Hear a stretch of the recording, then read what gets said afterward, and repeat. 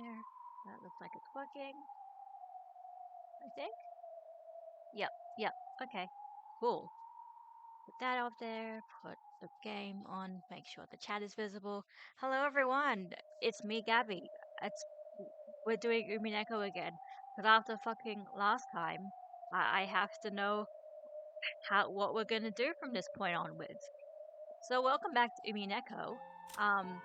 Last time, we beat episode 5. So what happened in episode 5? How do I explain it? What is that notification? No, I don't think that was notification. Everything's fine. So episode 5 was what happens if Umineko is being played by people who don't actually give a shit about Umineko, and we're basically just doing an AU fanfic version of Umineko because they're bored.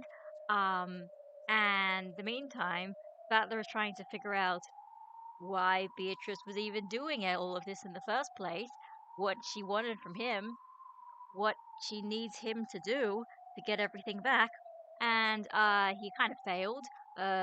They overpowered him. All the witches overpowered him and stabbed him in the chest with the giant sword. But then, in the depths of his mind or purgatory or some shit, he figured it out somehow.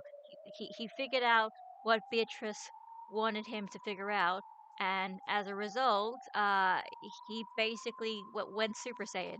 Um, he's like,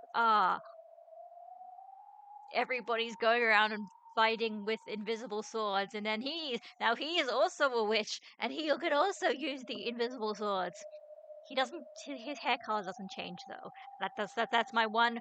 That's my one criticism.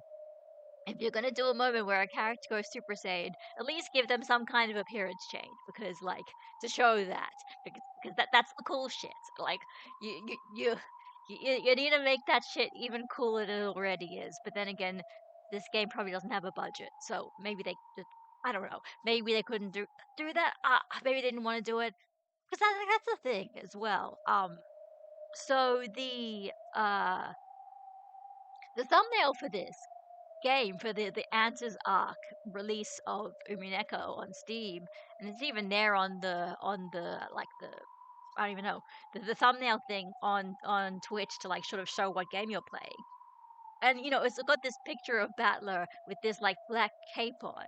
So like clearly you know, Battler has like this, kind of witch outfit in the same way that like everyone else does, like Maria and um Ava, everyone when they're like a witch, they get their new basically their magical girl witch outfit.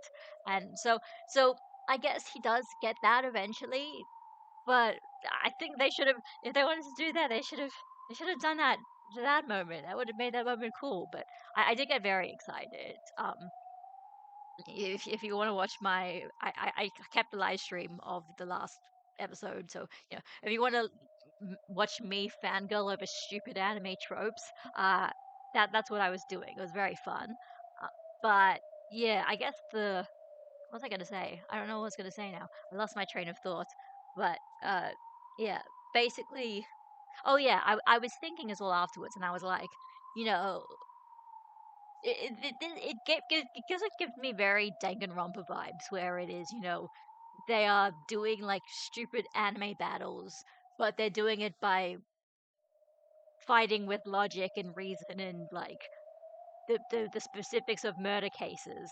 And so it's like everything's physical, but it's like everything's like metaphorical, but it's also physical, because like in this game it's like the truth is being wielded like a sword, whereas or like their theories are like become swords of different colors and stuff, whereas in Danganronpa the truth and the facts and the evidence are bullets that you're like shooting with your finger when you like yell at somebody and tell them that they're wrong.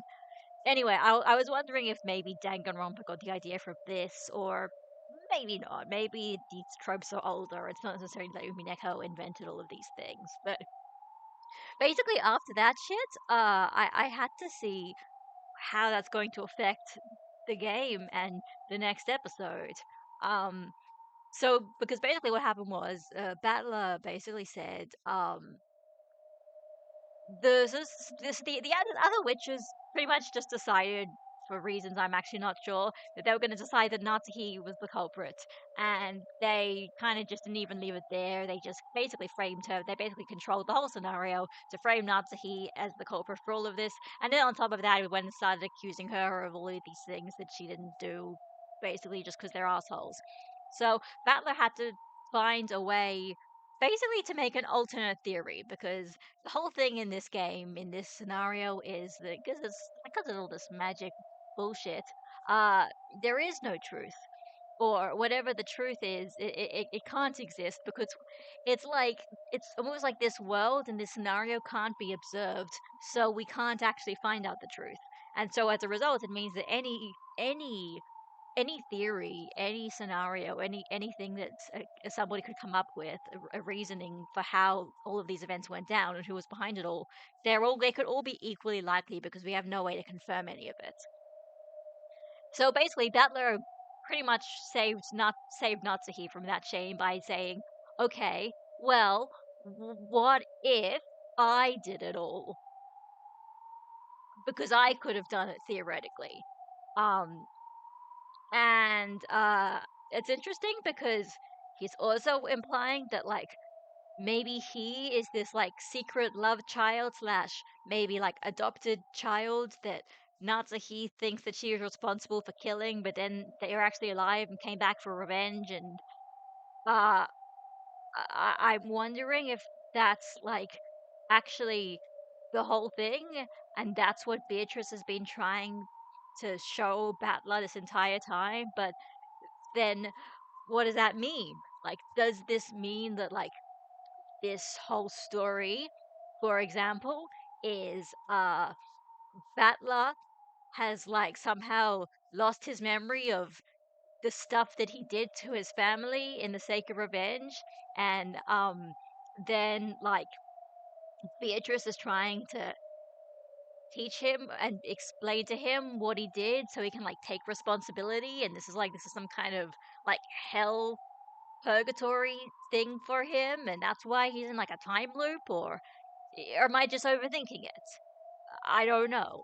Because like that would explain sort of why we have a murder mystery story like this in the first place. You know, it's kind of like Silent Hill 2 or whatever. Or I guess just Silent Hill in general. Not that I ever know anything. I don't know anything about Silent Hill except I looked up the synopsis for the new one, which is also written by Ryokishi07. But I know that the other one where it's like you know, this guy who like kills his wife, and then like the Silent Hill is like this manifestation of all of his guilt and stuff. Like, is this gonna be like the same thing but for Battler? I have absolutely no fucking clue. Um, because that's my I don't even know, my theory? Not necessarily a theory I believe in, but a theory that I think could be plausible. I don't know. Anyway, I don't know what's gonna happen. And because of that, I want to continue on to at least get at least some understanding of how this is going to how this is going to affect the game and affect episode 6. Anyway, I just want to see. So yeah, the tips were just this thing. I think I already looked at this. I think because I thought these were only added like after the end of the game, but actually, I think they actually get added during they're added during the episode. So uh you just don't realize it because you're not necessarily checking for the tips halfway through the game. But yeah, anyway, here's the Nox Decalogue. Here's the 10 rules of crime of mystery fiction. Um, so which is also, you know, literal truny bullshit in this. So like the red key is a weapon which is a conceptual weapon that is used to deny the existence of concepts. Yeah, it's impossible to use any defensive concept to defend because the concepts themselves are denied. Even the concept of resisting attack doesn't exist. It's impossible to target through. Okay, this is if you ever yeah, if you ever play Fate Stay Night, or if I ever play Fate Stay Night again, but like the official English release, uh. This is this is like the character's noble phantasm shit. They just it's just like a D&D sheet. It's just it's like fucking gay bog, which is like that's Lance's noble phantasm, and it's just it reverses causality. It does his spear like reverses causality to make sure that it always goes through the target's heart. And but like if they have a high luck value, and by that I mean plot bullshit, they can avoid it. But it doesn't matter how fast you are because it's literally changing the rules of cause and effect. Fate is so stupid. I love it. It's great. And the blue key is used to create self-doubt and force others to deny themselves. The blue key has restrictions. Oh no, the red key has restrictions. The blue key can be wielded with great ease. Yeah, yeah, yeah, sure. So, this is episode 6, Dawn of the Golden Witch. Good morning. Now the curtain shall finally rise on a game presented by that Battler-sama. Will Battler-sama manage to successfully and spectacularly fill the enormous role of Game Master? Let us bear witness to this fight from the opposite side of the chessboard. There is no longer a difficulty level. This is no longer a hint, but a confession. Okay. Okay. Interesting. Because, yeah, Battler is the game master now. He has total control, apparently. I guess that's why he's gonna get that fancy black cloak that he has in the thumbnail. Um, I don't know exactly what it means. I don't know. They're saying this is a confession is making me worried about Battler. I just hope he didn't actually murder his family for real, because that would be very sad, because he's a protagonist. And as we all know, it's not very nice when you follow a protagonist who's trying to solve the mystery and then they find out that they're the ones who did it this whole time. Let's go. After like 12 minutes of preambling. Let's go. Let's go.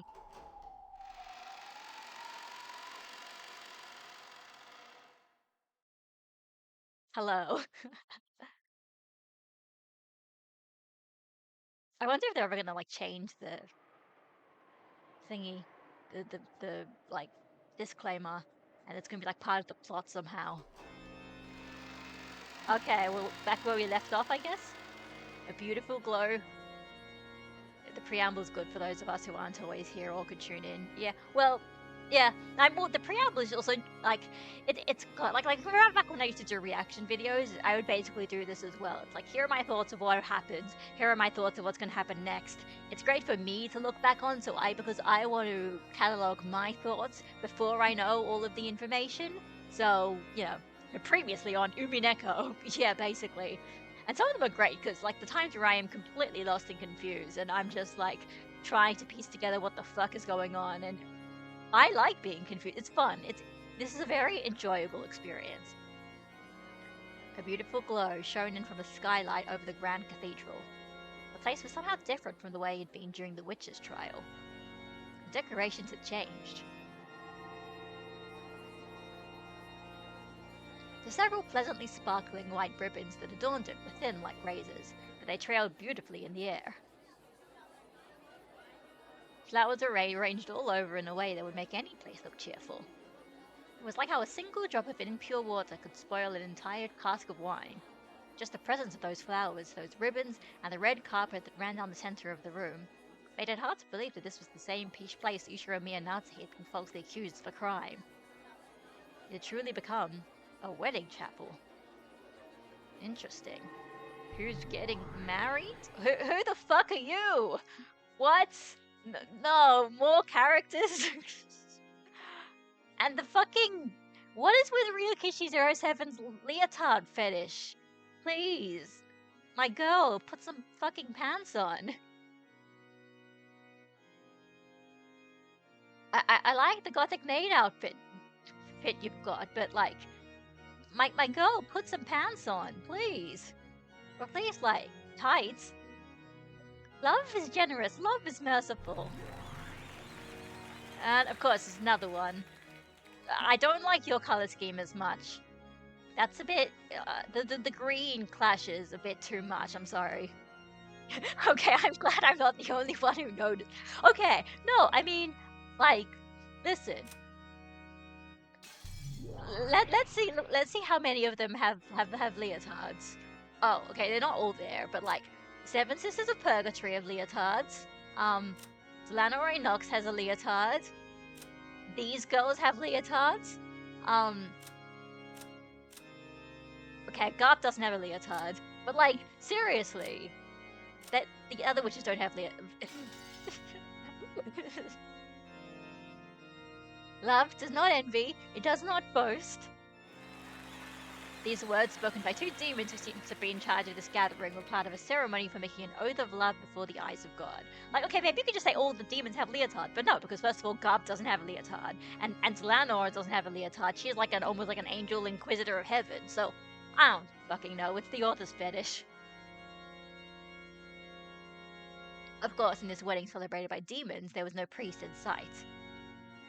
Instead, there stood the witch who controls miracles. Oh, Bernie! In sickness and in health. Yeah, a wife's true job is to be supportive in times of sickness. Isn't that right, Erica?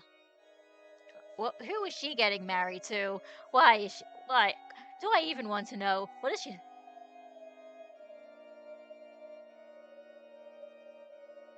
How old is Erica supposed to be again? She's supposed to be like 12 or some shit. I mean, she's a plaything of a witch, so it doesn't really matter what her like physical age is, but like, you know what? I'm not gonna ask. Yes, my master. That looks good on you.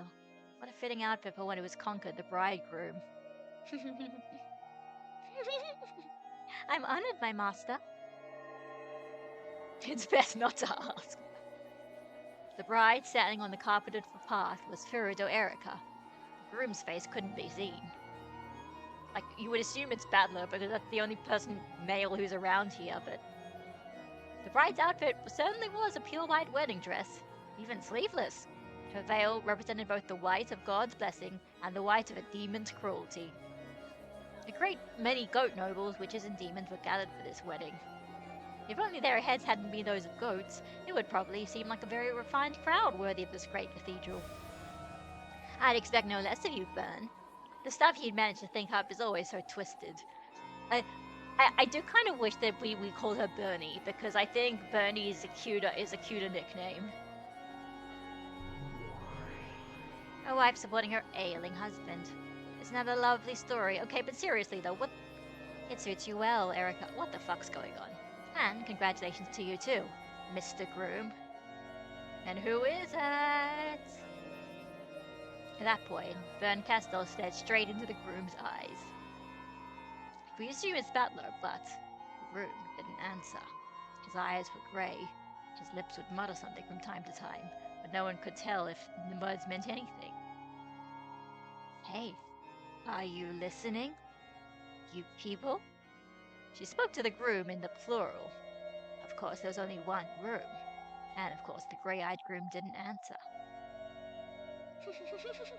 So, even though you can hear her, you can't answer? Don't worry, okay? Battler-san, okay, it is...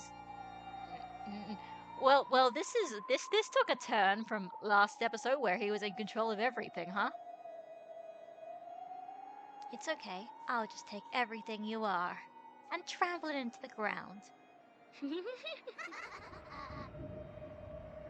The Witch of Miracles sneered with an evil smile that even a demon would shudder to look at. Even that sneer provoked no response from Battler's dim eyes.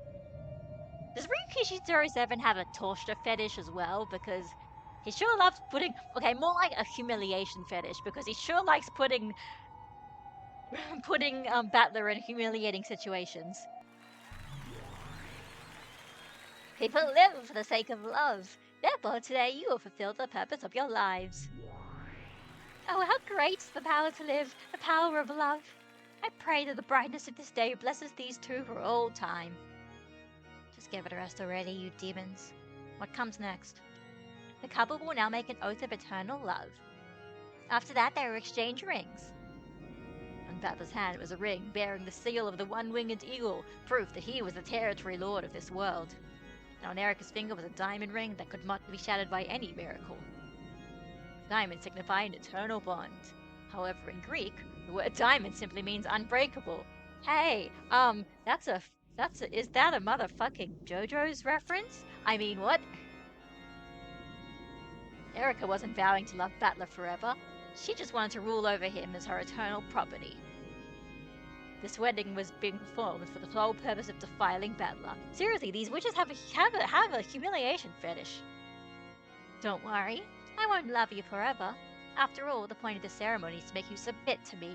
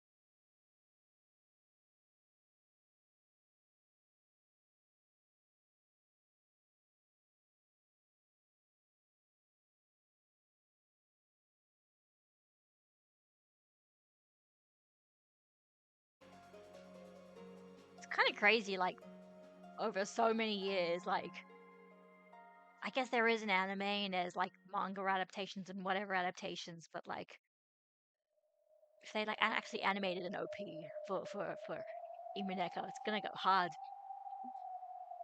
All that could be heard was the sound of the wind, the sound of misfortune, bringing sadness and unease to all who heard it.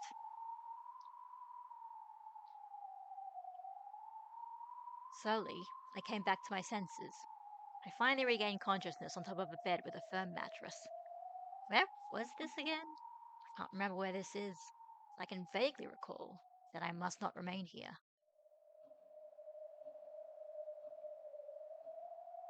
Is this the guest room, or is this just generic room? The room was dimly lit. There was a light on, but that just made the darkness and the eeriness of the room more apparent. There were no curtains over the window, but it was too dark outside to see anything beyond it. If I squinted to that pitch blackness, it felt as though I could see the witch of the forest peeking back at me from the darkness, and I averted my gaze from the window in fear. I can't see or hear it, but I get the feeling that if I leave this room, it'll be bright and warm and someone else will be there for me. I want to get to where everyone else is as soon as I can. Bad memories from when I was very young began to well up. Is this Natsuhi? Horrible, harsh memories of when I started dozing off during a family gathering and was put to sleep in some room I didn't know. Maybe not, still probably bad luck. I remember waking up there incredibly lonely and sobbing. Like Jessica. I must not remain in this room. I just want to get out of here quickly. Once that thought crossed my mind, I didn't want to stay in the room a second longer than I had to. I'm scared. It's creepy. Where is everyone? I want to get out of here right now. I opened the door, trying to leave the room. A pleasant glow snuck in through the crack of the door. As I thought, the corridor was filled with a comforting light. I couldn't actually hear them, but I could sense that far away, people were enjoying themselves. I'm sure everyone's gathered in the room across from this one. I've been shut up in this lonely, creepy room, all alone. I should go quickly. As soon as I thought this, a merciless metallic sound rang out, and the door refused to open any further. The chain had been set. I've always hated chain locks. You can open a normal door just by twisting, but chain locks are built in an annoying way, and I couldn't work them easily. So I've hated them ever since I was very young. See? Even this chain is causing me trouble, and I just can't get it undone. Why is this happening? I just want to leave this creepy room right away. Just on the other side of this thin door, everything is bathed in a warm light. I can't undo it. I just can't undo this chain. I'm glad it's still light out because this could be some pretty good creepy shit. The more desperate I grew, the more that unsettling darkness seemed to be closing in on my back, and the more frightened I became. Then I finally noticed there's something wrong with this chain. Yes, there is a chain, but this isn't a chain lock. This is just a chain staked into the door, preventing it from opening any further. In other words, it isn't made to be open. Oh. You know what? Is there any... Okay, because I heard the sound and I thought maybe something was going to be put in there in tips, but...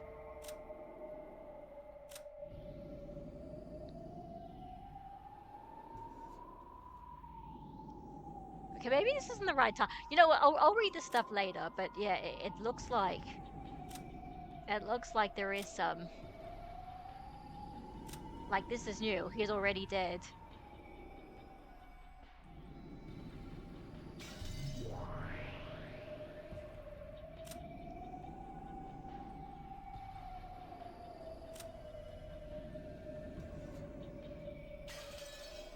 In other words, it isn't made to be open. What the hell's going on? There is something like this, damn it. No matter what I did, no matter how much I struggled, I couldn't pull out the stake or undo the chain or break the mechanism. This door was just a demon's mouth, made to trick me into thinking it would open before crushing my hopes. Even so, if only I could just open this door somehow, I could get out into that pleasant corridor. Desire forced me to keep my hand glued to the doorknob. But it was useless. Both the chain and the stake were firm, and no matter how much I clattered them about, there was no chance of the door opening any further. Even though I could see the pleasant hallway through the crack, I had no chance of opening the door any further. Maybe someone will come if I yell? Maybe the door can be opened easily from the outside? And I thought as I tried to call out to someone, but I couldn't make the words come out. I could mouth, "Someone come here," but no voice left my lips. What's going on? Someone come. Why can't I cry out?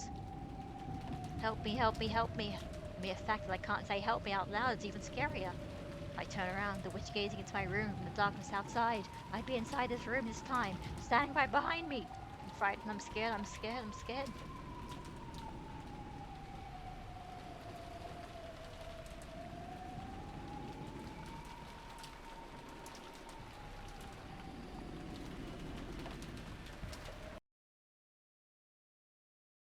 Meanwhile...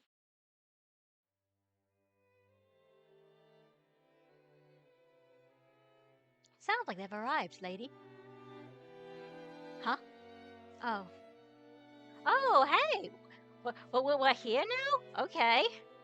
Amakusa ran his finger down my cheek. In an instant, I woke from the doze I'd just been in.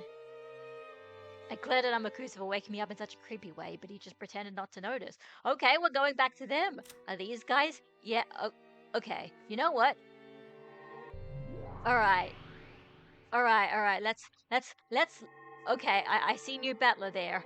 Alright, let's see here. So we've looked at that. I think everything else, all of this stuff is the same. But, right? Yeah, this is everyone else is the same, but yeah, now we know for sure Kenzo is dead. He died like last year, and they're just pretending that he's still alive. Um, which is kind of sad, I guess, but at least he died peacefully, I guess. Alright, so now here we go. Bern Castell, with the victory of the human side, she should have won as well, but she doesn't seem to be satisfied. It appears as though she is less concerned with who actually wins and cares more about how brutal an end might be reached. That's why she's hostile towards Battler, in all caps, Witch Battler, as he tries to end this peacefully, and why she's trying to use Erica to ruin this final game. Because the end of the game has now been ensured by a victory of the human side, she no longer stands in opposition to anyone. As a previous game master, she also knows the truth and has taken a position of non-interference. LG simply acting as an observer and enjoying the way her beloved Vern's face contorts itself. Furudo Erica, the Witch of True Provisional, is also the detective and the one who calls herself an intellectual cancelled word. She participates in Battler's game as a player for the human side. She possesses several skills that qualified her to call herself a detective. This can be acknowledged by Bern Castell and elevated level of right truth. Whether she wins or loses, this will be her last game and there will be no further use of her. Alright, let's look at the important one. Battler! With his black cape, the endless sorcerer, and the final game master. He is the ruler of the game board and the territory lord. To prove he has won Beto's game, he must act the part of game master. By succeeding in this, his victory will be acknowledged and Beto's game will reach its end. Because he knows all the truth, the plane on which he exists is higher than all those of all others. Okay, I mean, there's still 2 more episodes. Maybe the last 2 episodes aren't games, but there's something else. That could be fun. Glenora Enoch. Yeah, I see. I think this is. Wait, she's got glasses now. That's cute. I like your glasses. Yeah, I think she's basically the same. Yeah, she's basically Wait, was that like some kind of interesting? And then yeah, there's Gertrude and Cornelia. They're the same. Yeah, Brenov. Yeah, it's pretty much the same, I think. Garb is the same. Virgilia, I think, is the same. Yeah, they're the same. The Seven Sisters are the same. The goats. Okay, that's all the same. Alright, now let's go to the future. Ushiromiya Anj, the final descendant of the Ushiromiya family 12 years in the future. During her journey to reach Rokonjima while evading pursuers from the Sumadera family, she becomes overwhelmed by a world of an impossible memory. She reached several truths in the previous game and possesses the power to act as an observer.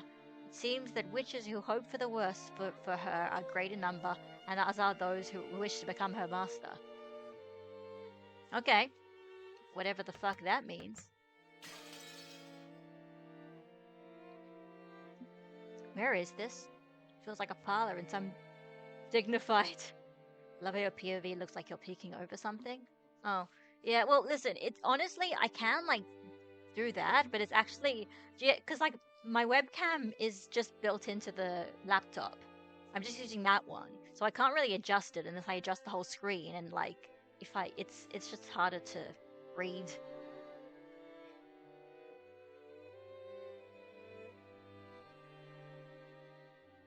I have no memory of this place at all. Where is this, and why am I... You still half asleep, lady? Yeah, sorry. Where are we? Huh? Apparently he hadn't expected to forget something like that, just... Okay.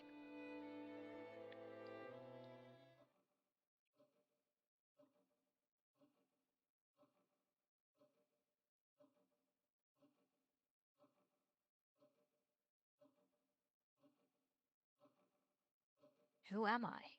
Ushiramiya Anj. Okay. Who's the man standing behind me? Amakusa Juza. Okay. Here we go. Former guard of Eva's. He's fundamentally a thrill seeker, willing to take on dangerous jobs for little pay. At one point, he did work as a guard for Anj, but after repeatedly violating Eva's strict orders not to speak to her, Eva grew to dislike him and fire him. Anj, this man, yeah, okay. He's basically just, yeah, nothing new there. The man who used to be my guard long ago. He's now the bodyguard Okanogi assigned to me. In that case, is this after Aunt Eva's death? When I've thrown off my pursuers? On that journey to find out what happened 12 years ago? Is that how it went? Do I really have a memory like this? What does that mean?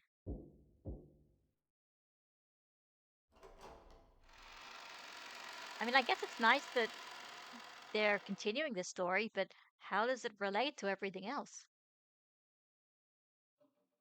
Oh, wonderful. Even after seeing her face, I can't remember who she is. Our sincere apologies for keeping you waiting. Hachijo Toya is here. That's a relief. The assistant introduced me to her first, and I finally remembered who she was. She? I thought it was a he. Yeah, it sounds like a man's name. Excuse me, Billy, are you? Okay. Sexy lady with the too short dress. At least she's got stockings on. That's right. I am Hachijo Toya. Alright. A message bottle forger. Okay. She's a mysterious novel writer, and her person is surrounded by even more mysteries than those found in her novels. She claims to have found the truth of Rokkanjima and posts new tales she has written on the web, as though giving out extra hints. However, I have no memory of meeting with her before my trip to Nijima. Well, she looks familiar. Hang on. Well, I mean, she had the same hair color as Bernie and Erica, but besides that, who knows? Magazines are all talking about your book signing event. Supposedly, a mysterious male author showed up wearing sunglasses and a mask. Never thought you'd be a woman. What's the deal? That was just a double arranged by the editing department. I was the helper standing behind him at the book signing. Now there's a shock. I haven't read your books, but I'll bet you're even more mysterious than your books. Readers only pretend to read books. You know, this is cute because, before we were talking about how mystery novels are a relationship between, like, the author and the reader, and now we have a mystery novel author! Woo! They read them based merely on the name of the author and the brand and think they've actually read them. No matter what I write in my books, they don't truly read anything. They just pretend to read so they can look smart and knowledgeable and keep up with the current fad. Why on earth should I expose myself to these people? Why indulge such trash? I see. Looks like you're Madame Hachijo, all right. This person really is eccentric. There's no doubt about it. This is Hachijo Toya herself. Hachijo Toya is a mystery novelist who's become the center of discussion lately. It seems her books themselves have been highly praised, but it's a mysterious debut, blah blah blah. Last year she managed to win several different awards for exceptional mystery novels.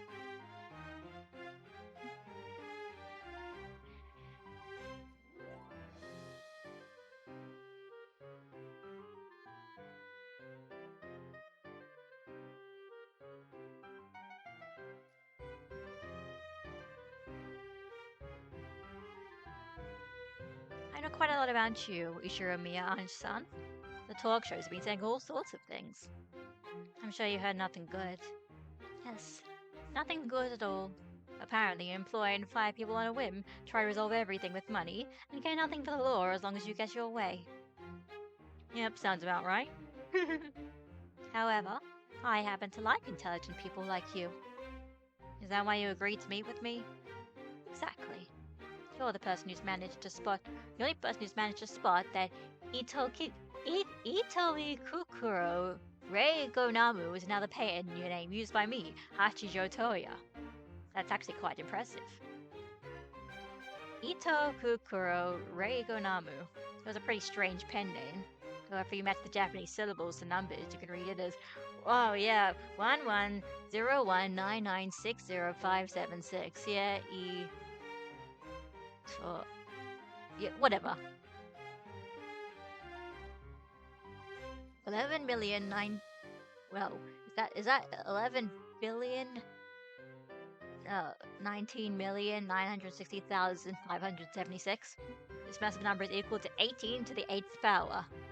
18 to the 8th. In Japanese, Toya no Hachijo. Or in other words, Hachijo Toya. Very well done. I was quite impressed.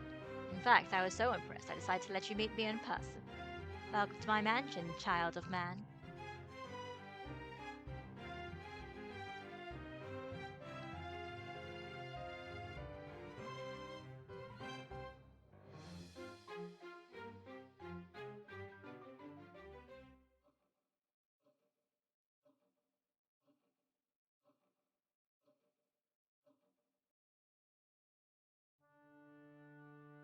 Oh, witch hunter, of course. She's one of those message bottle forgers, always the center of rigorous debate. People who forge and post the contents of what were thought to be mysterious message bottles detailing the events of the Rokajima incident. Yeah, we still not sure about this stuff. We claim to discover a new message bottle and post either a similar counterfeit story or a new theory with our interpretation of the truth. All of which are supposedly written by Ushiro Miyamura. Yep.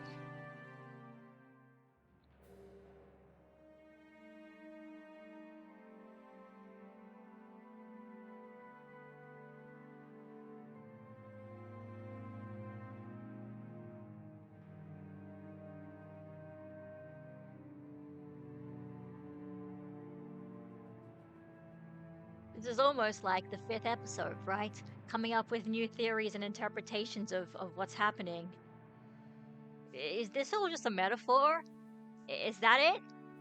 Is the fifth game just a giant metaphor for these like people online who just like look at these things and come up with their own theories? That would be interesting.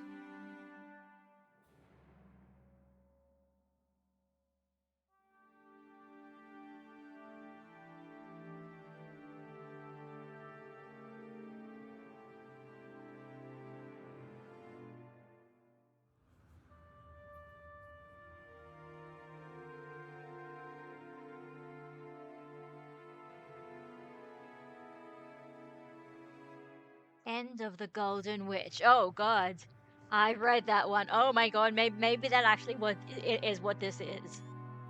Oh my goodness. Every episode of Umineko is just a fan fiction version that somebody made. But in that case, aren't you only exist because of whatever episode 3 was called? It's one hell of a hobby you got there, killing off other people's families however you like.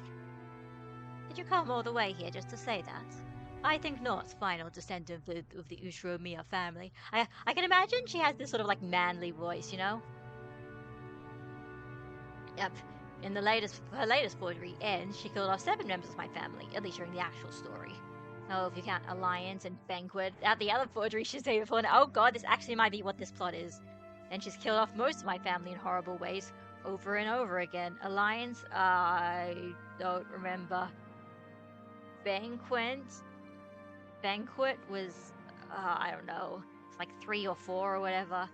Yeah, because I think 3, because I know 2 is Turn of the Golden Witch, because it was like, oh, you know, it's my turn. So basically you're saying that she wrote episodes 3, 4, and 5? Of course I want to complain.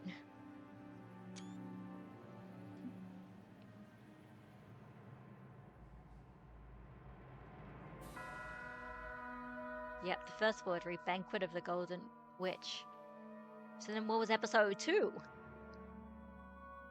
Managed to fit everything. Yeah, Banquet of the Golden Witch is the one that you came from, including Eva's escape to Cordorian. You'd wonder where this might be the true story. Yep.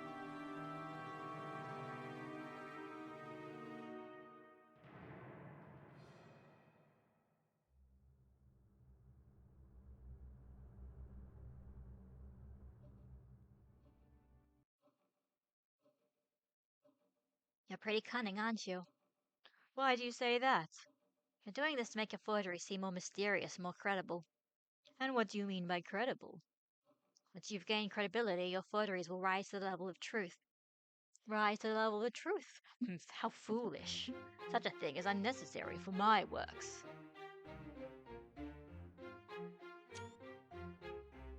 Are you saying that because your works are truth and not mere forgeries? Correct. They are the truth, so there's no need for them to rise into anything. You aren't Maria One-chan, and you definitely weren't on Rokujima that day. So how can you be so absurd as to call this the truth? Hey, don't lose your cool, lady. Shut up! What makes you think I'm losing my cool?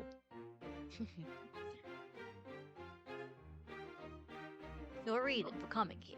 It wasn't to yell at me for killing your family several times within my forgeries, correct?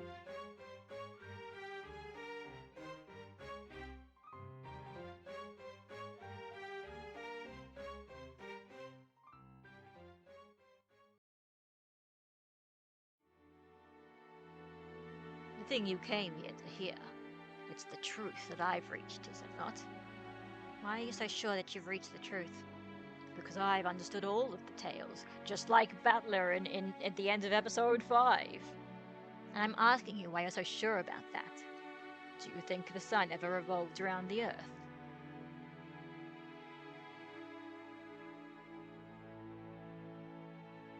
Humans used to support the Ptolemaic theory. However, that theory has been rejected in the modern age. Does this mean that at the instant the theory was rejected, the sun stopped moving and the earth started revolving around the sun? Of course not. Truth doesn't change based on what humans believe. Then right now, your denial of my truth means exactly the same thing.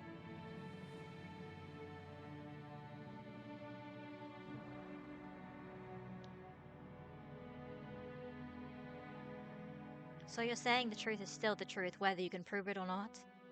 Correct. In the future, when the full truth finally becomes known, people will look back and realize that I had already discovered it.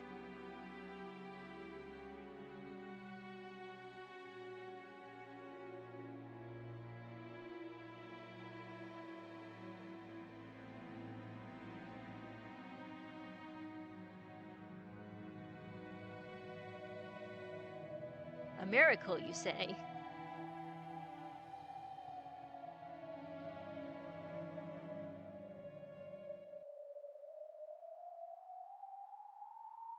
I leave in Nijima, then go on to Rokkenjima. So wait, are you telling me that this is another alternate universe? Because in the other alternate universe, she did go to Rokkenjima and she didn't meet up with this person? Oh, good God. My head is going. And then give One-chan a Sakataro stuffed animal. Huh? Why a Sakataro stuffed animal? My memory of the future is all muddled. My head hurts. Me, when time travel.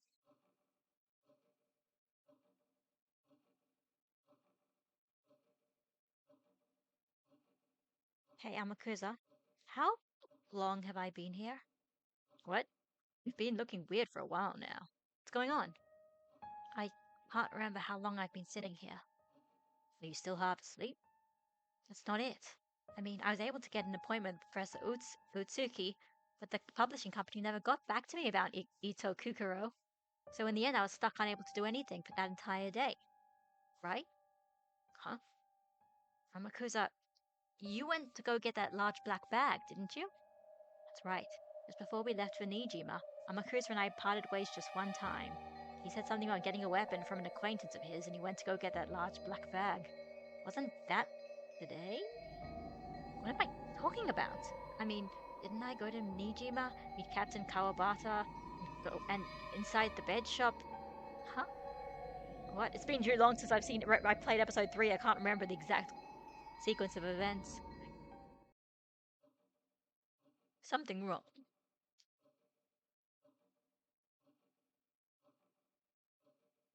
No, it's nothing. Strange memories, ones that even I can't understand. I tried to hide my confusion, but for some reason, Hachijo had a strange glint in her eyes, so she could read my mind. I have revived and killed your family several times within various forgeries. Almost like a witch might. reviving and killing them whenever you like. It's almost like an author is a witch. It's almost like I, Ryukishi07, is a witch. I'm a witch. And because I'm a witch, I can appear in the form of a big boobed lady with visible thighs, just like I always wanted. Endlessly. Sounds almost like Beatrice, doesn't it? Yes, it does. So please follow the lead of all people on the web, and consider the possibility that I might be a witch.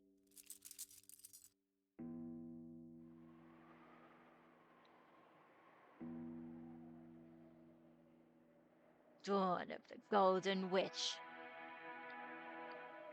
Hang on, what was this episode called again? If I just hang on, if I just let me just make a save. Go back to the go back to the title screen.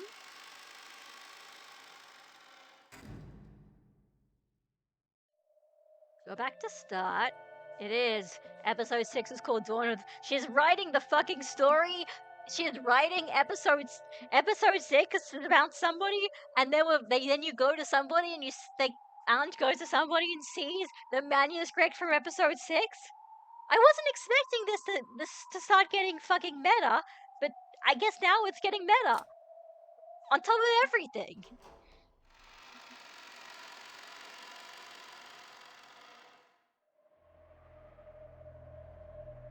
Dawn of the Golden Witch. For one such as I, who knows everything, everything is boring. However, I don't dislike letting the ignorant read my works to see what kind of reactions they have. And so I want you to read it. You want me to read your newest work, which you've created as the new Endless Witch? Correct, child of man. Whether you resent it or admire it, you can help me forget my illness for a time. They were mentioning about illness, but before with Battler, in the wedding ceremony. Let's put an end to this fast, shall we? Who are you? I don't remember ever meeting you like this. Yes, I did try to contact Hatijo Toya, but in the end I never got a chance to meet her. In other words, all of this is a falsehood. Whose piece am I this time? Sorry, but if you think you can tame Ushiromiya Ange so easily, you're making a big mistake. Yes, I hoped you'd been this interesting.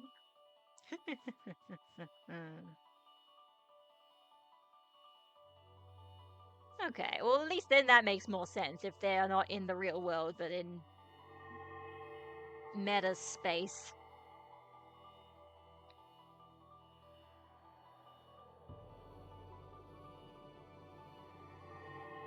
What the fuck kind of... I'm sorry, what the fuck are you wearing? What is that ugly, flashing colored bullshit? What is that? What is that? No, that's not even, it's like, this isn't even because like, oh, it's too sexy or whatever this time. This is just ugly. Okay, so like, I like, you got like a sort of Japanese kimono vibe going, but then you have like this like pink kimono thing with like, you've got 3 colors of a little sash thing there, and then you got a yellow thing across your thing, and then like a green sash with like a military medal on it, and a cane, and you got like horns sticking out of, or is that just like a headband thing? Oh god. Oh my god. Okay. Splendid. You did well to see through my veil. It seems I'm the type witches just love to cling to. Hang on, has this updated? It is not updated yet. It will, probably. You'll have that same condescending tone towards humans. I figured you were a witch right away.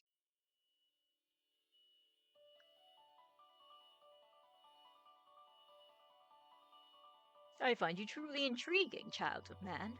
Your charming nature is the perfect medicine for my boredom. Oh, not again. Yeah, well, I don't see anything charming about this. Why am I alive? Wasn't I killed in a pretty nasty way for breaking the rule without revealing my name?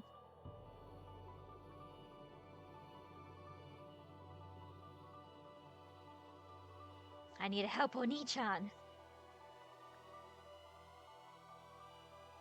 Even so, I'll struggle on. I'll make sure Oni-chan comes back to the me of that day. No need to lose your temper. I'm not asking you to be at peace.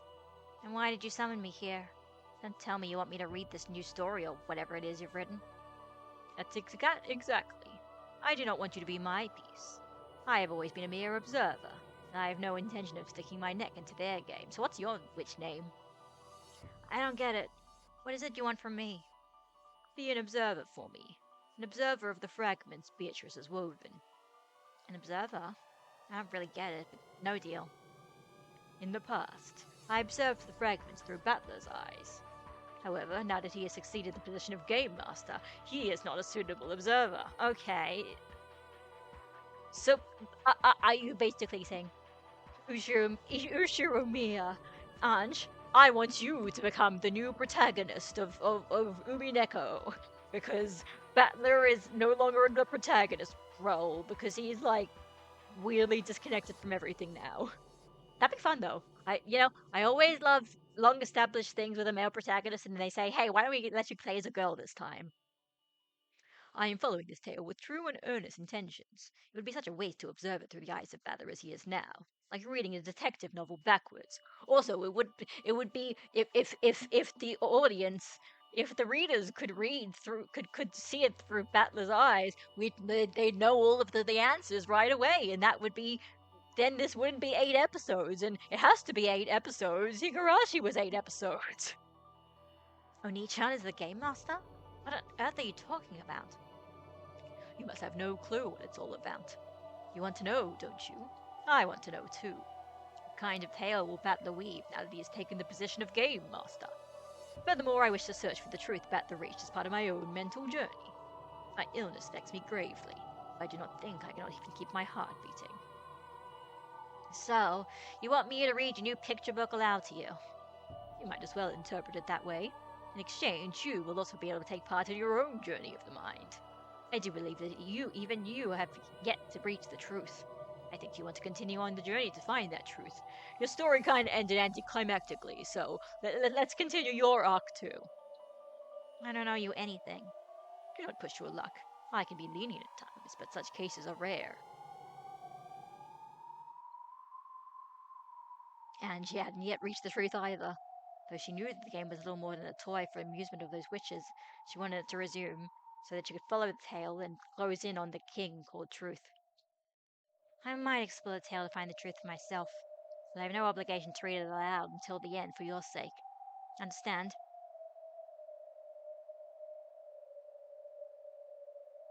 Of course, you call it a picture book, but to me it is the only medicine for a fatal illness.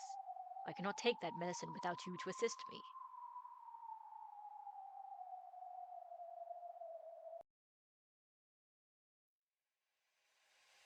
If you are willing to accept, I shall ask that you become my reader for a time. Well, it's nice to get my own title, but all you really want me to do is read books, right? Becoming my reader means the same as becoming my familiar. In other words, what is done against you will be done against me. I will not permit anyone to disrupt my only interest, that being to read the rest of Beatrice's tale. Okay, this is getting very fucking meta. I will not let Bern Castell, Land Delta, or even Beatrice force anything upon you.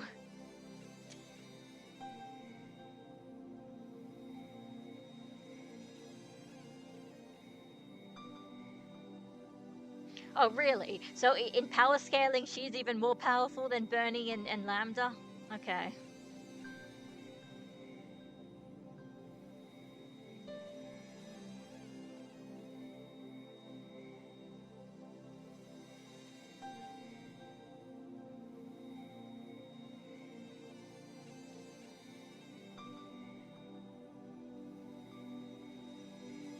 Sure, I'll be a reader. I get that you showed a ton of respect just by asking for my consent first. You understand well, child of man. My name's Anj, not child of man or whatever. Very well. As proof of my respect for you, I will acknowledge your name.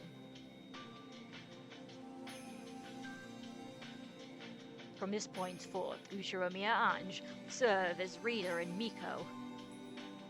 To the Witch of the Theatre going, Featherine Augustus Aurora. Okay, I think you guys in the chat asked if Featherine had shown up yet. So, I guess this is Featherine. You didn't tell me that Featherine, like, has the ugliest fit in the entire game. Featherine Augustus Aurora. Okay, at least we got a full thing. The majestic witch of theatre-going, drama, and spectating. She is tired of life after 1,000 years and constantly repeats the cycle of life and death. In the past, she served as the master for several games as the legendary witch. But her legend, glory, and memory have already disappeared into the past and been forgotten. Only the solemn medal she wears on her chest contains those memories. A horseshoe object floating around her is a memory aid device. It records her name, appearance, and other aspects of her memory. She is so old that she will not be able to preserve her own individuality without this. Okay, so she's just random magic bullshit.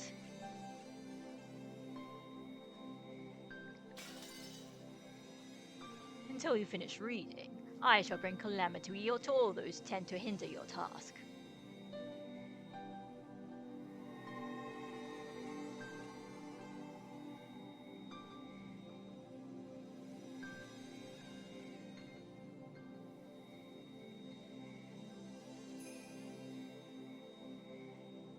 Your name is pretty long.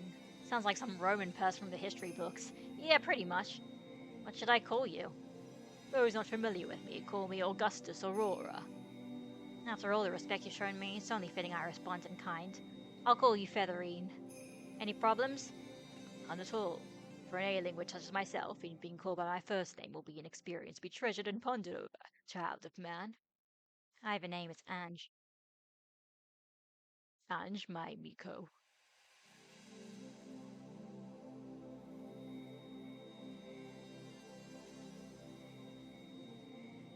Alright, well that's some of the setup at least.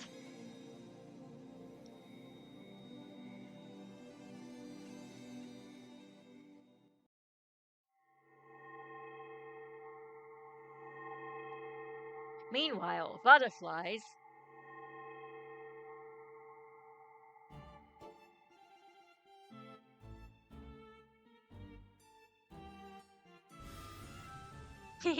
I wonder what kind of game Battle is going to show us. I don't care what it is, as long as it's fun enough to relieve my boredom as I crush it. Leave everything to me, my master. I will perform to my fullest and give you the results you desire. Yeah, you'd better. I kept making strange faces all last game thanks to you. I hope I don't start getting wrinkles from all that.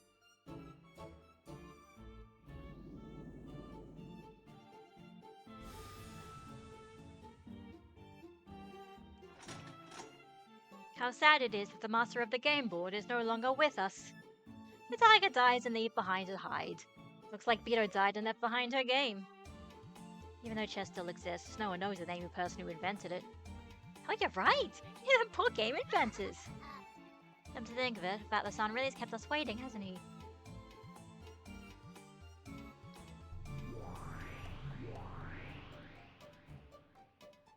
He'll be finished very soon.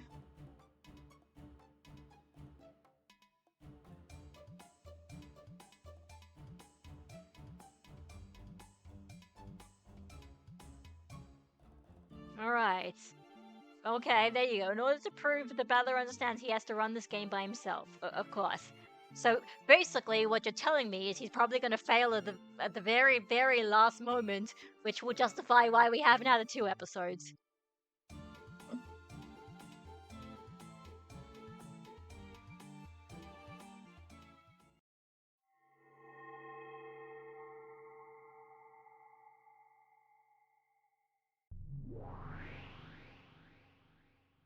Okay, which Beatrice are you now? Or are you a creation of Battler? Ah, look, it's Beatrice-san. I thought you died and disappeared last time. The one who died last time is Beatrice the player. This is probably just a piece. Battler's piece. Even if she's a piece, it does not change the fact it is her.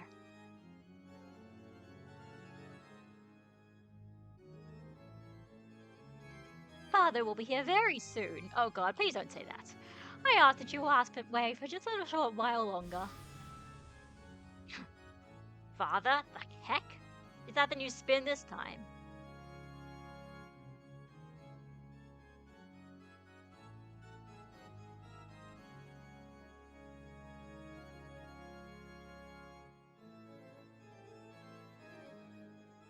I cannot believe that incompetent Battler-san reached the truth of your game. I'm sure Father understands it quite deeply. He really is good to that sort of thing. Still, you're pretty lucky. If Father hadn't become the Game Master, you wouldn't have revived again. You really got the luck of the devil, don't you? The luck of the devil? Well, either way, I'm going to pay you back in full for last time. So I just want to Battler's delusions, so I'll erase every last part of you and knock you down into the abyss of oblivion. I too cannot allow such an easy victory. I look forward to having a good, clean fight.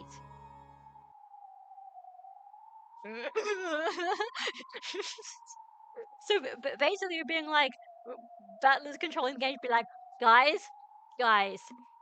no stupid bullshit. I'm making it so that my Beatrice isn't going to do stupid bullshit. Be rude to people. She's going to be a nice person who doesn't do tricks and is very respectful to people. Maybe doesn't murder everybody. Why are you looking at me weirdly like that? It's what I want.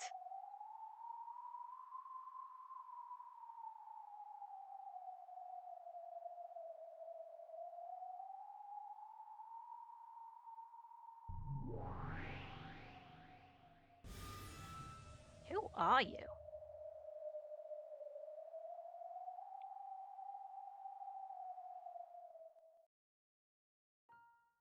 Who are you? You appear to be Lady Beatrice, but are you not?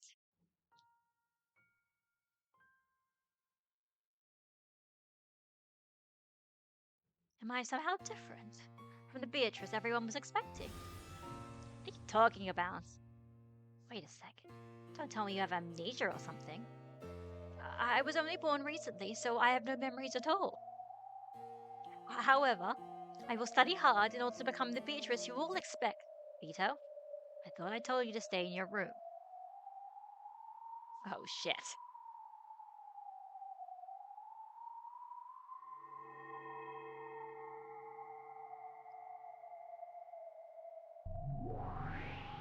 There he is. Okay, I'm sorry though. I actually, on the one hand, I wish it was more over the top because the black cape just it just looks like you've just pasted it onto his existing sprite, right? But at the same time, I don't want it. It would be very hard to take seriously if it was even more tacky than it already is. So I don't know.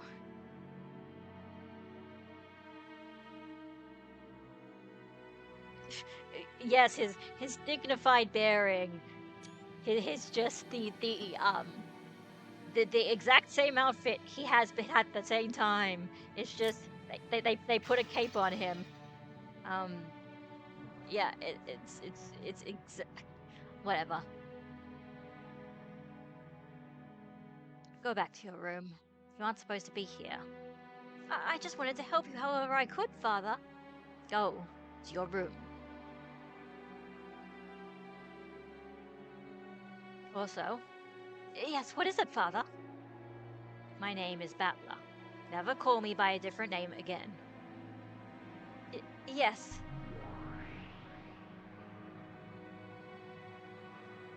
Whatever, cloak, cape, well, you know what I mean.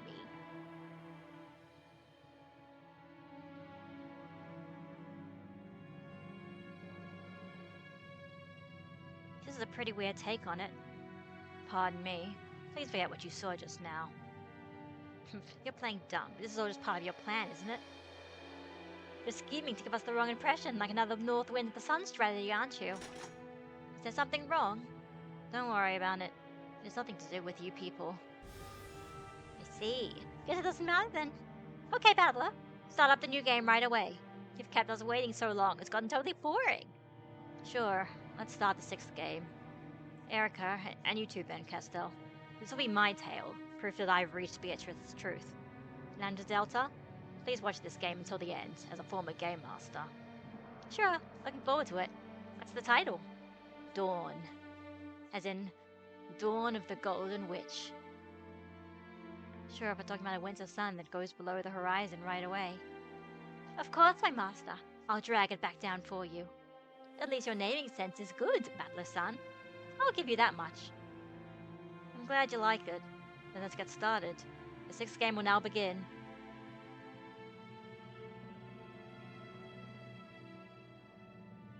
Compared to his fired-up attitude at the end of the previous game, where he and Erica had sworn to settle everything next time, he was extremely quiet now.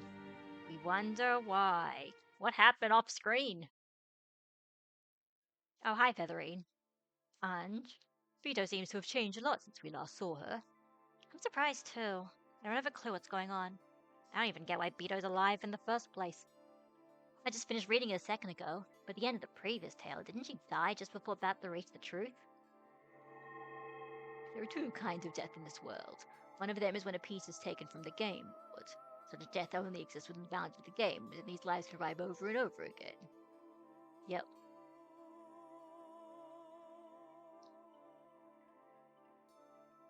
Maria Sakataro is a prime example of these. Sakataro is One-chan's piece? Yes.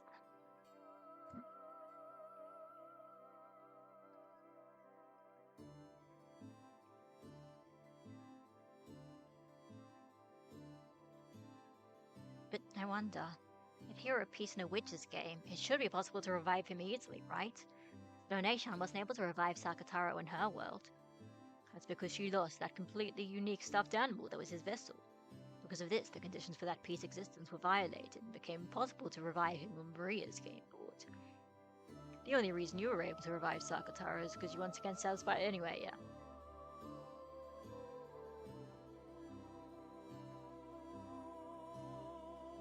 I get it. Makes sense, yep.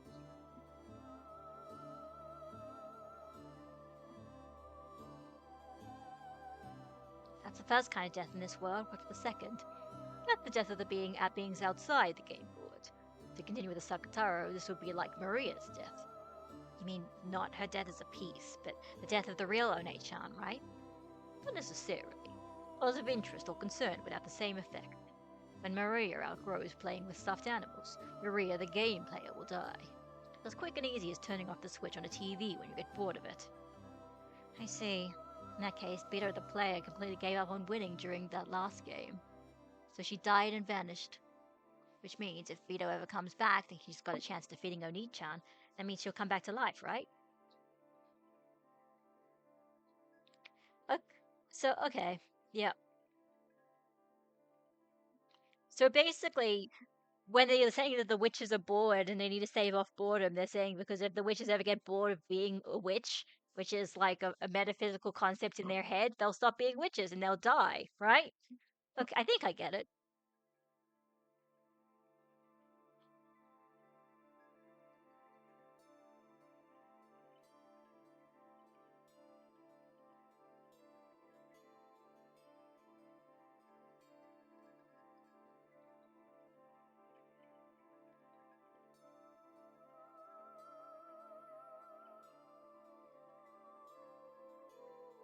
Vito lost any chance and hope of winning. Even though she knew this, she pretended not to and kept on fighting for many, many games. So Vito will not return. Her hopes were crushed. She spent all of the willpower she might have used to regain the will to fight. Therefore, that Beatrice will never revive again. Oh shit, it's the red. So basically, okay, that makes sense. I guess that explains the end of the 4th game where she's just like, I'm dead. I'm dying. I can't do this anymore because you haven't gotten it yet. So I can't keep doing this anymore because I'm getting, yeah.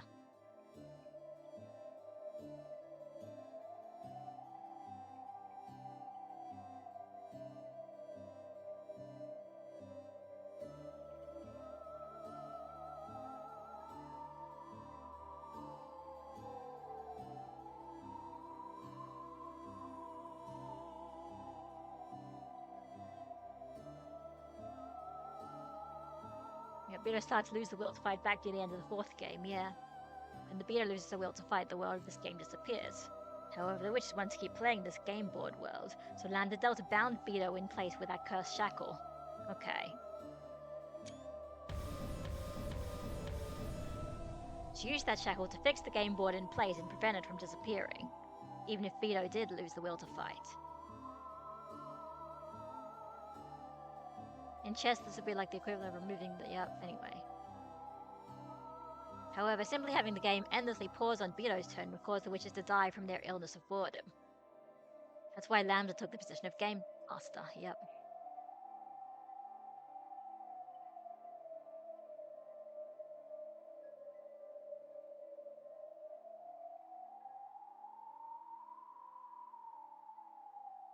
Rob, I think you have the wrong idea of how this works, but whatever.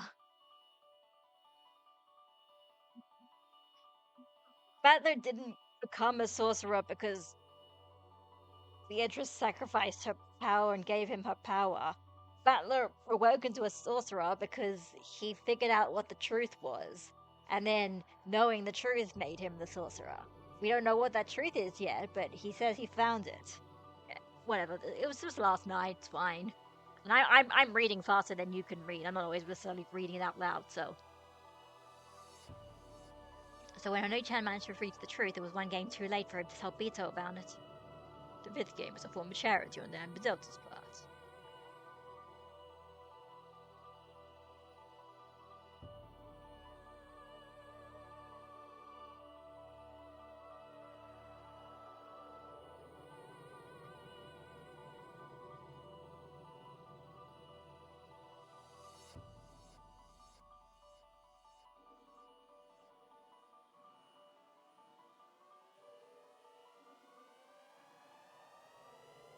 Oni-chan only wanted the real Beto. He couldn't bear having a doll that only acted like Beto.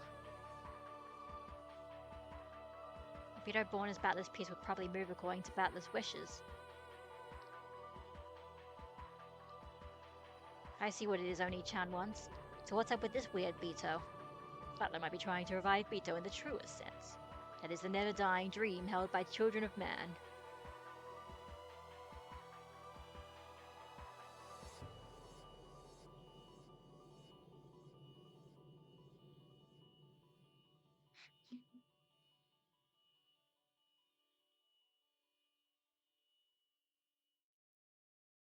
Bern Castell herself revealed Beto's true form at the end of the first game. What? No. She said something about how Beto exists as the incarnation of a rule. Did she? I've completely forgotten this. When did she say this? Please, I need a flashback. Information began to be accumulated based around that rule, and in the end it took the form of the witch known as Beatrice. That pattern is followed once more, the same Beatrice reborn again. What? Oh, God.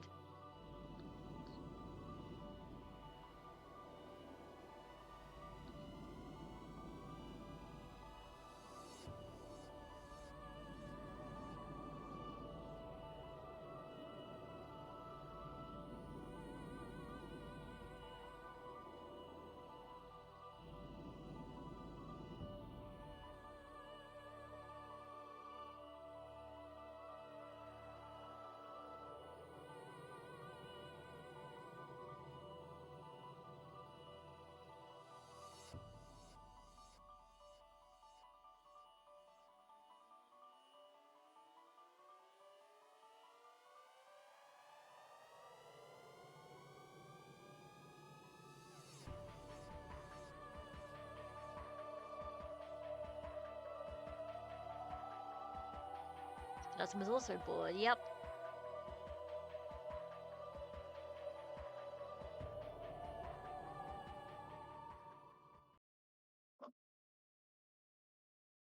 Okay, anyway, from what we learned in the fourth game, there's no doubt there's been some kind of antagonism between Beto and Oni-chan in the past.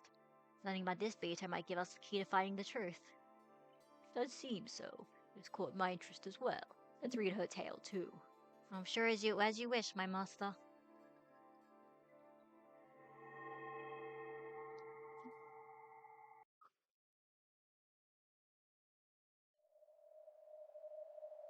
Alright. Kinto study, yep. Okay, it's the room belonging to the master in the human world. There you go.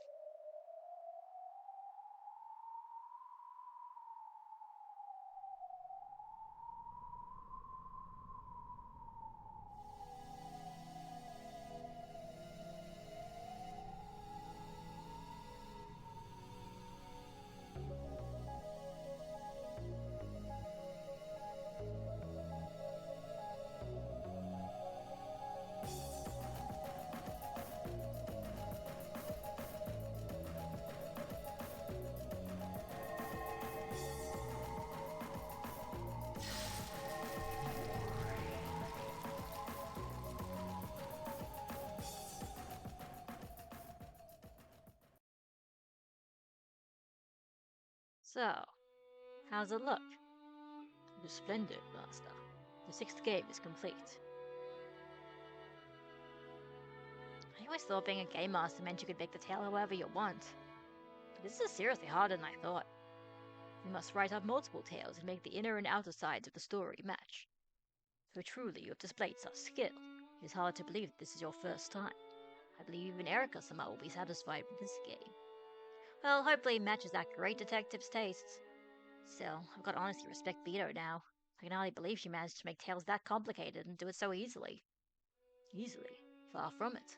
Beatrice Samara also worried, racking her brain over various contradictions each time she created a tale. She was constantly battling with logic errors. Logic errors? You mean plot holes? Yeah, it's... She was trying to write a story, but she kept finding plot holes.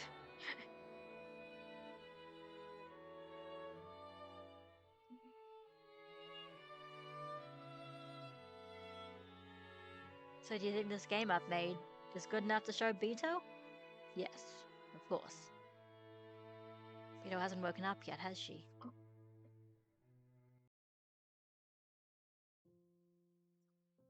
It's been a while since her body was... Okay, so her body was formed as a personification of the rules. Is she still not awake?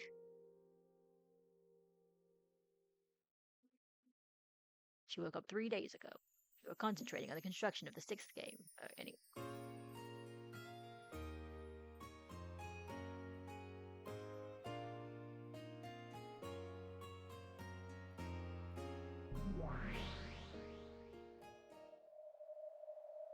No way. That was the final riddle of the 5th game. Yes. When Bather reached the truth, there was a great change in his impression of Beto. So, should we assume that there really was something between Oni-chan and Beto, and that he forgot all about it? Yeah, Bather suspected this on the 4th game and asked Beto about it. According to the tale, this was denied by the Red Truth. 6 years ago, no person called Beatrice existed for Battler. You can read this as saying Beto did not exist 6 years ago, or it could simply mean she had no connection to Battler at the time.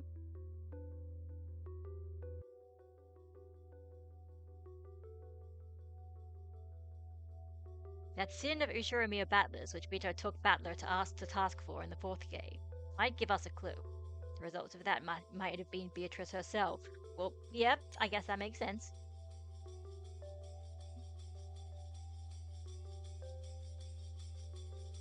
Almost as though Beatrice was Battler's piece. Battler sinned 6 years ago. Because of that sin, people died. The one doing the killing was Beatrice. If you consider the possibility that everything is connected to Battler's sin 6 years ago, the one who created... Okay, you know what? That makes sense. I thought it sounded almost as though she was Battler's piece. You know what? That actually makes more sense. So basically, yeah, Battler did something 6 years ago, and as a result of that, his family dies 6 years later. We don't know what it is or how it works, but basically it's that. And essentially, Beatrice is the personification of the thing that killed his parents and all of his family, and the thing that kills the Ushiromiya family on Rokkenjima in 1986. So that's why this is all happening.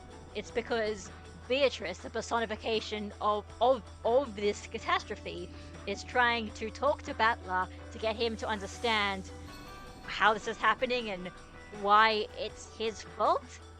Question mark? I think that's how this is going. I think this is what they're trying to say. I get it. Even if Oni-chan sinned in some way, his crime couldn't have been anything close to murder. This huge massacre is in retaliation for what he did, and it's totally out of proportion. He killed our family. Dad, Mom, Oni-chan, everyone. Can't believe that Oni-chan's sin was anything deserving of that. The weight of a sin depends on the person measuring it. Even a sin so light the Battler might have forgotten. It would have been so serious to Beto that she hated him enough to massacre his whole family a full 6 years after the fact. Well, even I find that a bit excessive, and more importantly, my head slightly hurts. Oh, welcome to fucking Umineko. If she was a person like that, I would find it hard to accept that Battler would also act so friendly towards her after discovering the truth. It's true.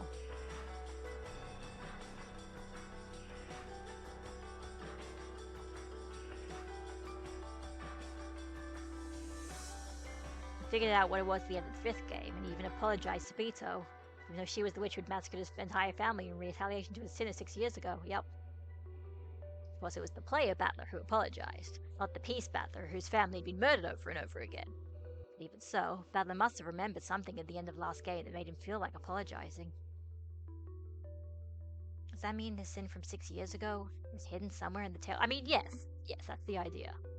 Oh, you have a theory? Please tell us a theory. No, you can't tell you. No, of course not, because then the story would be over.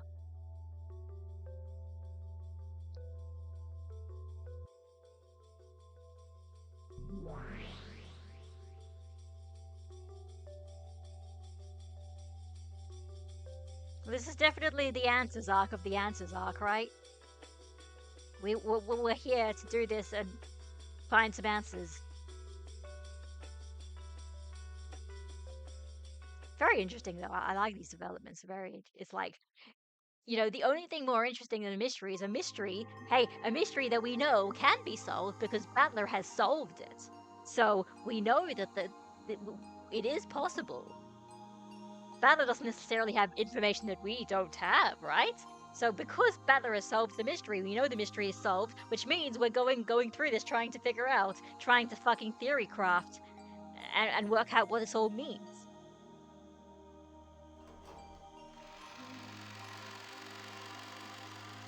Welcome, Master. Beatrice Samar's waiting for you. Oh shit, it's Koadorian.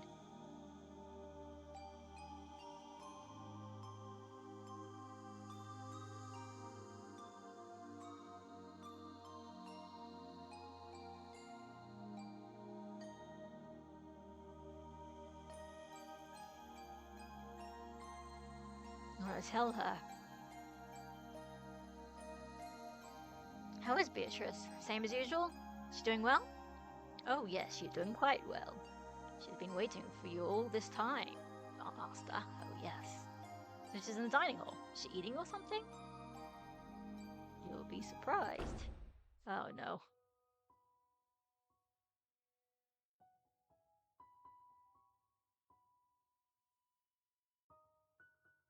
Beatrice. You have my sincerest gratitude for giving me this form. Oh shit, that was a sound. The new witch who was revived from the rules, she has not lived 1,000 years and her behavior is vastly different from how it once was. She's a witch who doesn't even know how to use magic. However, she has no fear of magic circles or spider webs. It's almost though she's just a human. She's attached to Battler and makes it her goal to do whatever she can for him. Okay.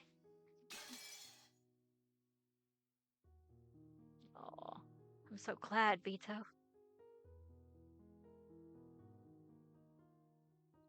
I solved your riddle for you.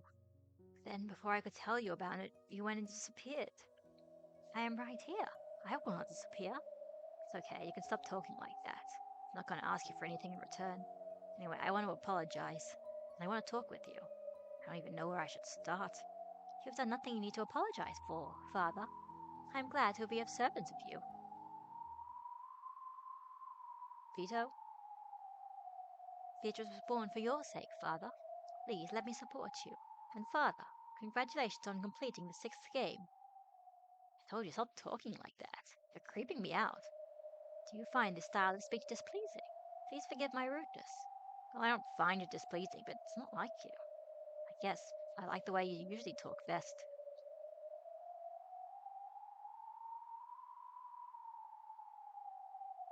Anyway, Beto, just what kind of joke is this? Don't tell me the great Beatrice Samars decided to cook for me. When I heard you had completed the sixth game, I wanted to see if I could prepare a modest reward to congratulate you.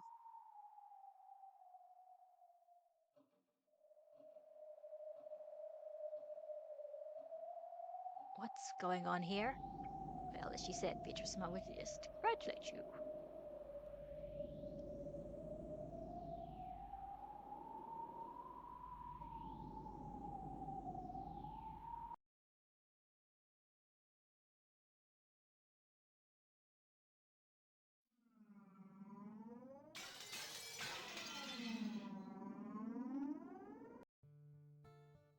Father, did you find the food displeasing? Who are you? I am Beatrice. I was born for your sake, Father. This is weird. Who is this? This isn't Beto. And anyway, don't call me Father. What's going on here? What is this? Didn't I revive Beto?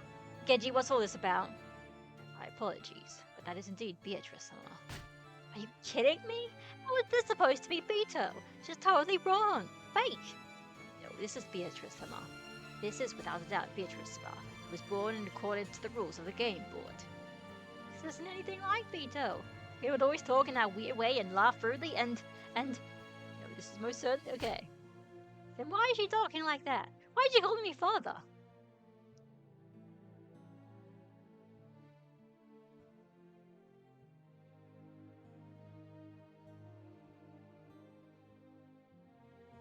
I'm the game master. Why can't I do this?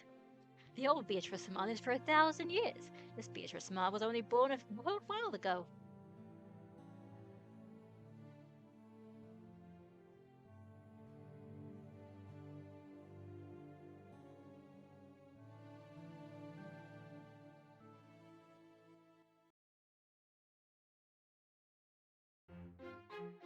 You understand? Even though she's the same, because she's not the same. Yeah.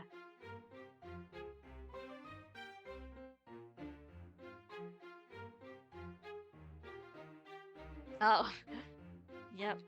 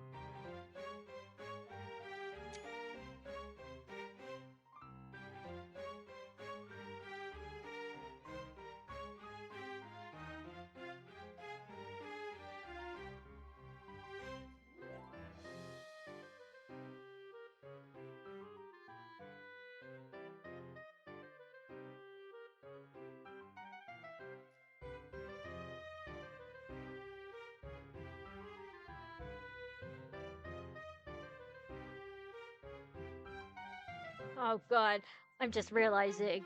Hang on.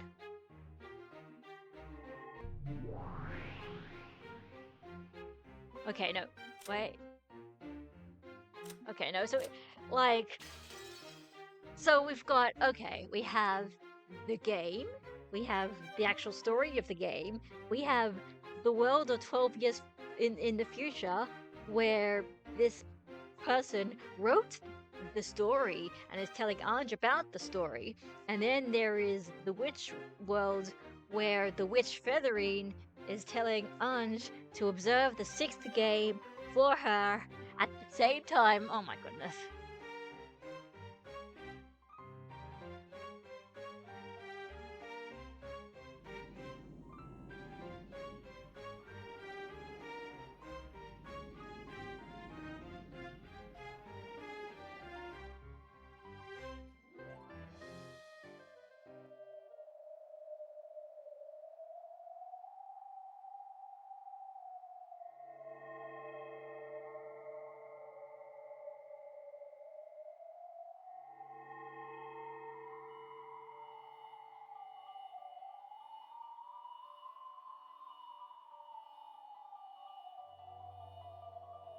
Oh yeah, right. I have to end it. I have to find a hint of the truth within the story, an endless tale.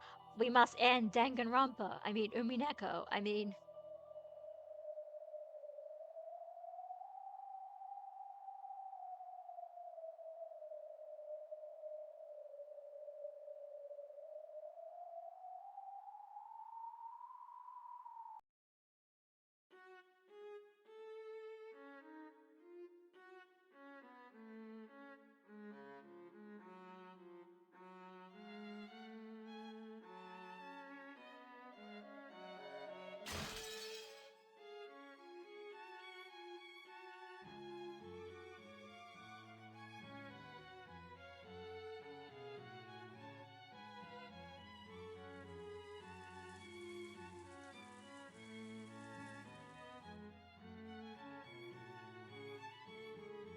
made many kinds of furniture, as well as several tales in the past.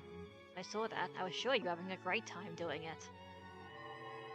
That's all wrong. You are unbelievably lonely. It must have been such a relief for you, having an opponent like me who could actually go against you. Yep, I'm painfully aware of that now. That weird polite Beto really was you, wasn't she? The way you were 1,000 years old. 1,000 years ago. It's different. Okay.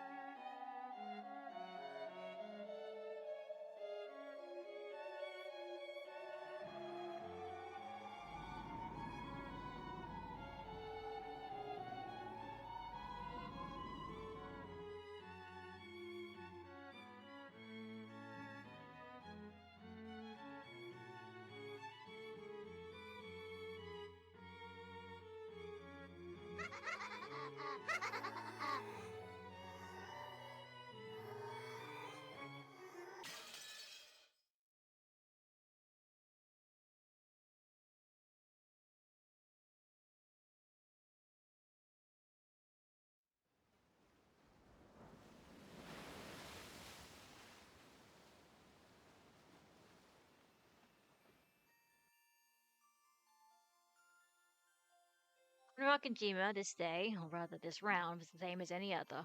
The typhoon would be coming very soon. The sky was still overcast, but the clouds were moving quickly.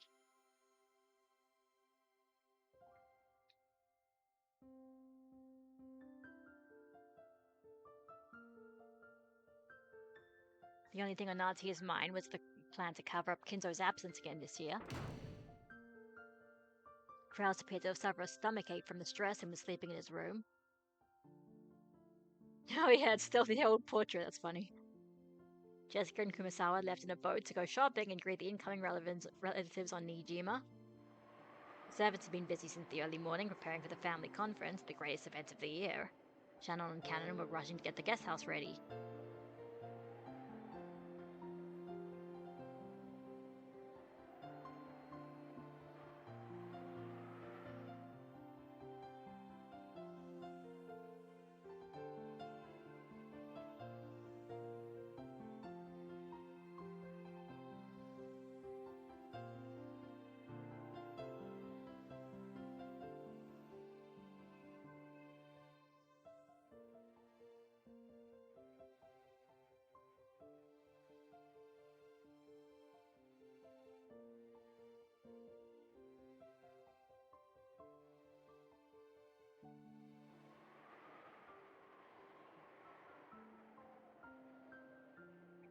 Yeah, this is going on particular. You have time to talk about that? Let's just finish this.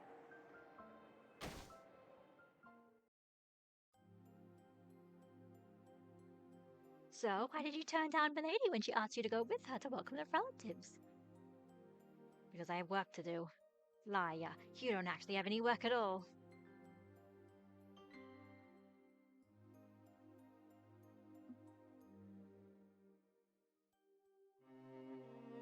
The lady told me, despite what happened after the cultural festival, she really does like you, Kanonkin. Even though I'm furniture. That's right, and I'm furniture too. But despite that, you're in love with a human. Even though you can't do that. You think so? Maybe we're furniture, just because we take that for granted.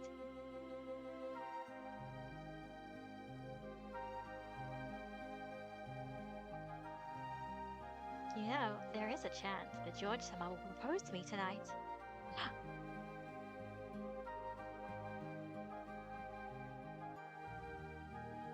You really think you can marry a human even though you're furniture? I think I can.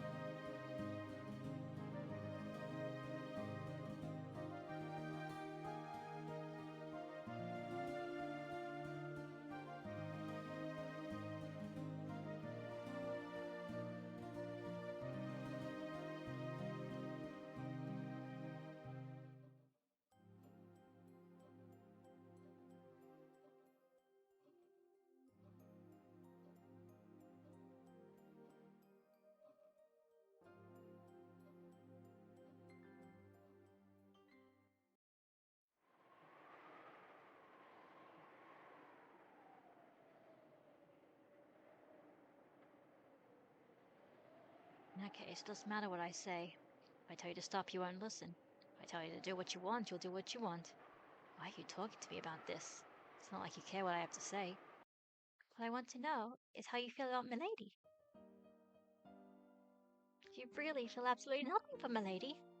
No, I don't, as I keep telling you. Liar.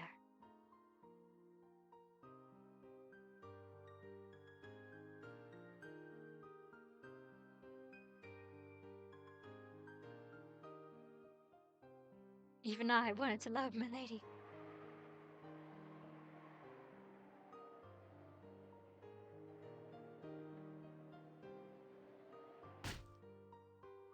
Milady is too dazzling for me. The way she lives is dazzling like the sun. That's why I love her. I'm so happy. Yeah, anyway.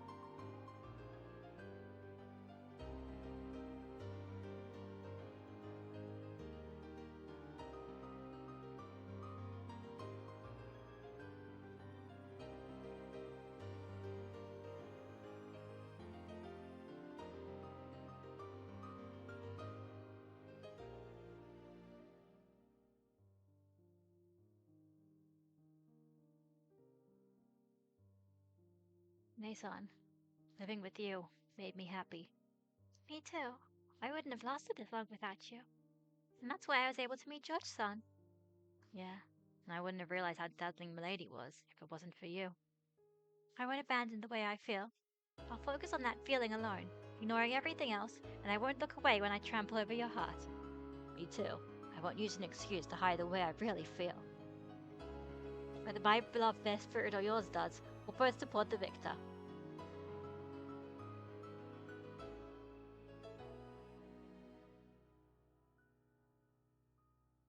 We are not furniture. Ooh, yay. Alright, whatever everyone else doing.